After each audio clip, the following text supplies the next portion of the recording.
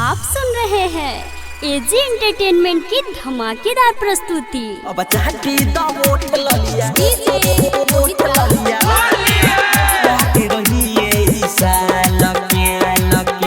जन होलिया में तना कहाँ जात बाडू झार के, जन होलिया में तना कहाँ जात बाडू झार के।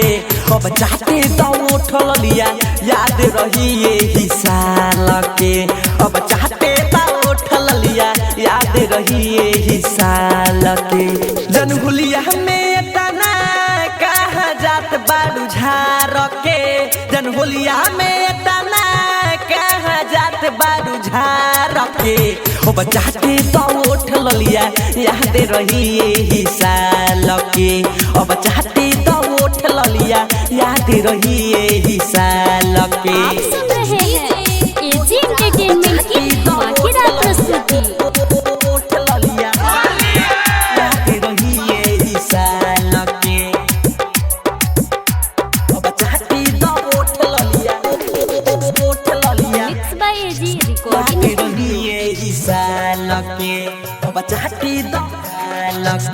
हम दीवाना जाने ला जबाना कदम तोहारा पूरा हाल हो। अब रंग घोरे बैल तोहारा पोरे उजर समान कदम लाल हो, लाल हो, लाल हो।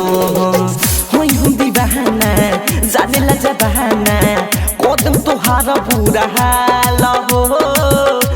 रंग घोरे बैल तोहारा पोरे उधर समान कदम लाल हो, लाल हो, लाल हो।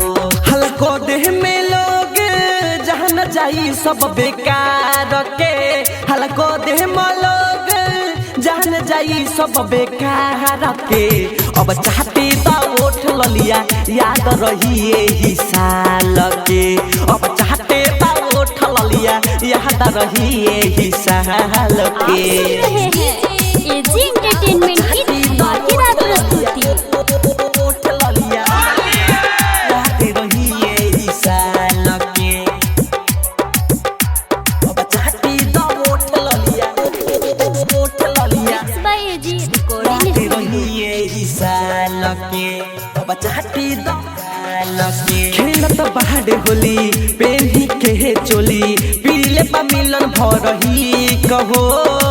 राइटर सोनू रंगी तोहर दोनों तबे लागी बड़ी नी कहो, कहो, कहो। खेलत बाहर होली पेन्ही के चोली पीले पा पीकू भरही कहो। राइटर सोनू रंगी तोहर दोनों तबे लागी बड़ी नी कहो, नी कहो, नी कहो।